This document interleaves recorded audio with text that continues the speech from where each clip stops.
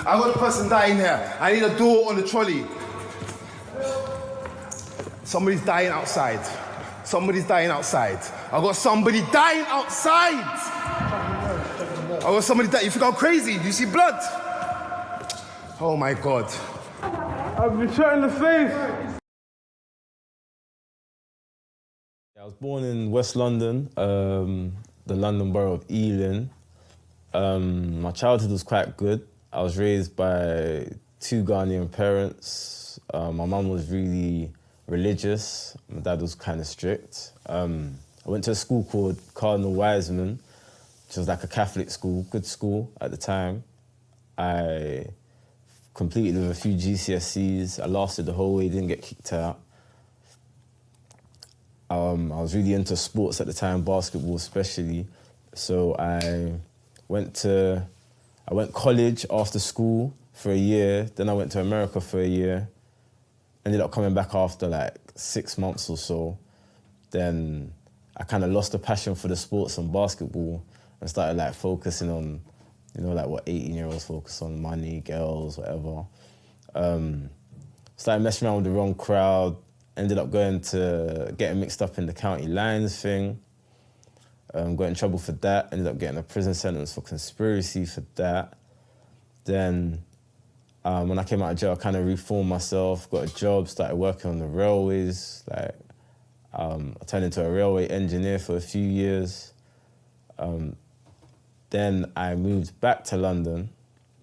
So then, Jarvis, tell me about the night where you were shot. Tell me about the morning, the whole day. So the morning I got shot, I woke up, I met a trainer reseller, got some yellow Jordans, went Westfields, got an outfit, because it was like Halloween weekend. I didn't want to wear an outfit, so I just got a mask. I went to one club in central London that evening. That was good vibes, had a good time. Obviously, after, I just felt like I could party, I could carry on partying, so I met up with a friend of mine and we went to a house party. So the first party was in a club, the second one was a house party. Got there about 2 o'clock in the night or whatever. Was there for about an hour, vibing, having a little drink, and then all of a sudden I was approached by some people who asked me what area I was from. When they asked me what area I was from, they wasn't really waiting for my response. They already had made up their mind. They already believed that they knew me and they knew where I was from, which they was wrong. They then started to move a bit aggressive, like hands down the trousers and stuff, so I kind of knew what was about to happen. So my instincts just told me to get out of there. The party was happening in the canopy, like in the back garden. So instead of me going through the house, I ran straight through the canopy, down the side of the house. As I got down the side of the house, that's when the gunshots started going off. Bam, bam, I've heard like 2 gunshots go off, and then this time it's kind of like threw me off balance, and I've slipped. At the time I've slipped, I've got up, but as I've slipped and I'm getting up, I can still hear the gunshots going off. I've tried to run because I can see my car in sight, so I've tried to run towards my car. As I tried to run towards my car, I could feel that I had been shot in the shoulder. So I spun around and I asked like what the reason for them shooting me was. Because at this point I'd felt like I can't outrun bullets, so let me find out what's going on, let me see if I can resolve it, even though it was too late because about 5, 6 gunshots have already gone off. At this point I've turned around to try and ask like what the reasoning was for what I'd done wrong basically. And then they just carried on shooting, bam, bam.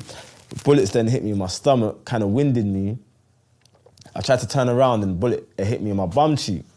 The one in my bum cheek sent me off balance. I hit the ground. As I hit the ground, I've heard like people shouting basically to finish me off, kill me, like kill him, fam. Like that's what I was hearing. Then I've heard footsteps running towards me, so I knew there was whoever it was coming to finish me off.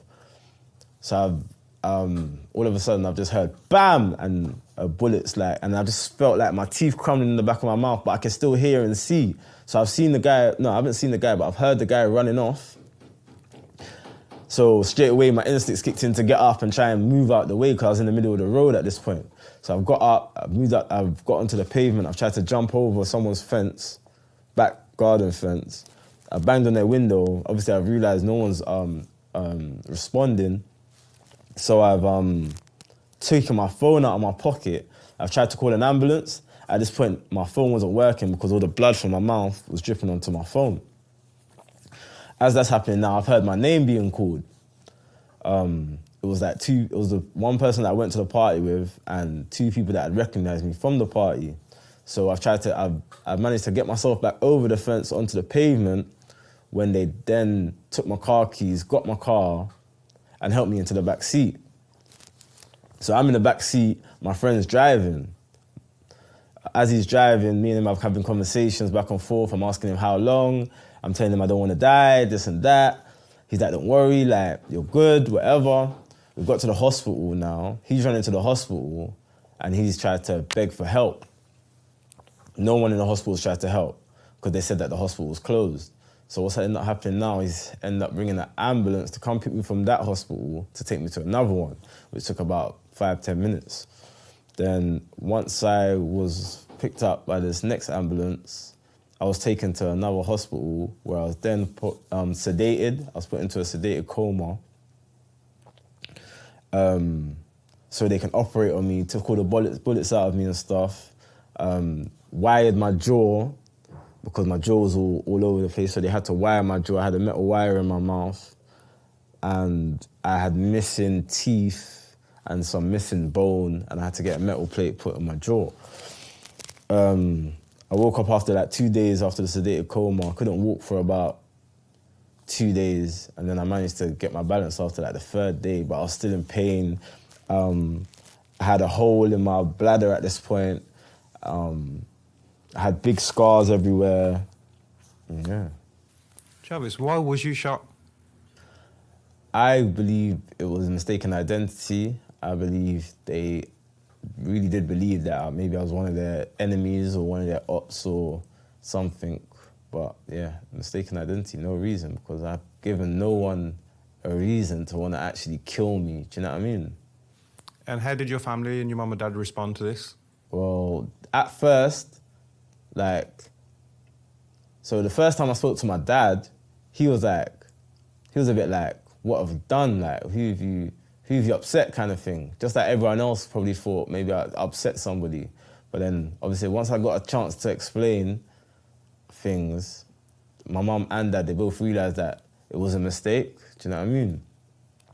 My mum, I feel sorry for her because I know it was traumatic for her because she saw me like the day I was in A&E, so she saw when I was asleep. My tongue was big and black, like something you've never seen before. My jaw was all hanging off and I had all these tubes hanging out of me, so I just know it caused her a bit of trauma as well. You know what I mean? Jarvis, if you was to meet the people who shot you, what would you say to them? I'd just say, maybe be more careful, like, because life's precious.